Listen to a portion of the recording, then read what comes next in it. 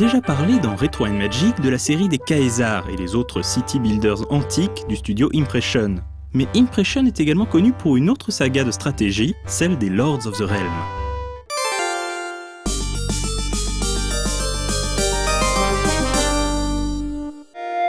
Sorti en 1994, Lords of the Realm propose aux joueurs de se glisser dans la peau d'un seigneur féodal dans l'Angleterre du XIIIe siècle. On commence avec un comté qu'il faudra administrer, planifier les cultures, veiller à ce que les paysans ne manquent de rien et qu'ils payent leurs impôts, faire des tractations avec les marchands itinérants et bien entendu lever des armées pour se défendre.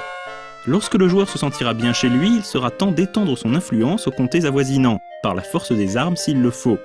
Le but ultime du joueur est bien entendu de régner sur l'Angleterre sans partage, tout un programme car d'autres seigneurs entendent bien lui disputer la couronne.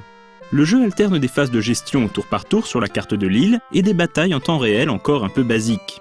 Tout le sel du jeu provient des séquences de siège, lorsque l'on tente de s'emparer des châteaux ennemis. Le jeu propose d'ailleurs un éditeur de châteaux afin que le joueur puisse s'amuser à concevoir des forteresses toujours plus inexpugnables.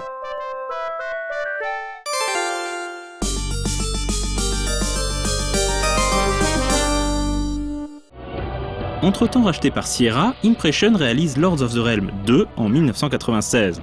Souvent considéré comme le meilleur épisode de la série, Lords of the Realm 2 est un des joyaux non pas de la couronne, mais du jeu de stratégie-gestion sur ordinateur des années 90. Les graphismes ont été nettement améliorés avec une présentation en 3D isométrique du plus bel effet, et le game system est devenu nettement plus accessible.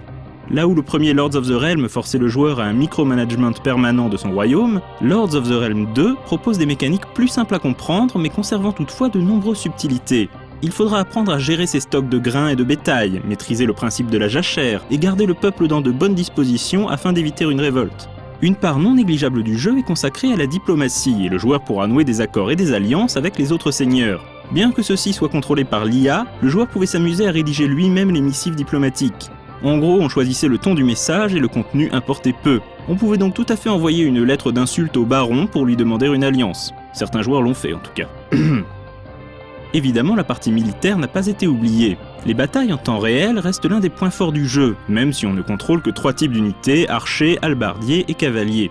Même s'il n'est plus possible de dessiner soi-même son château, les sièges restent l'une des phases emblématiques de Lords of the Realm 2.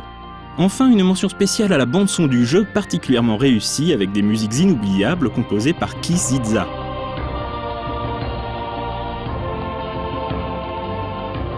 Le succès du jeu aidant, un add-on sera mis en chantier. Baptisé le Siege Pack, il sera publié l'année suivante et viendra enrichir le gameplay des séquences de bataille.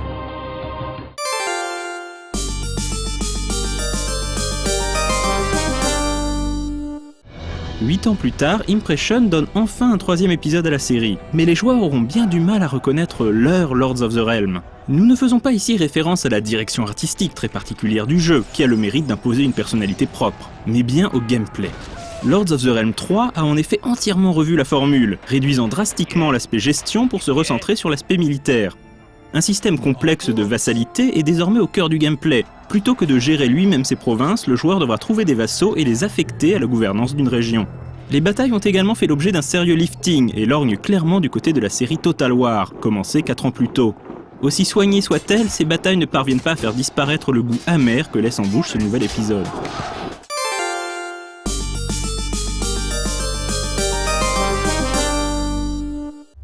Les connaisseurs auront remarqué qu'un épisode manque à l'appel dans cette émission, le spin-off fantasy Lords of Magic. Nous avons en effet jugé que ce jeu méritait un épisode propre. Ce sera donc pour une future émission.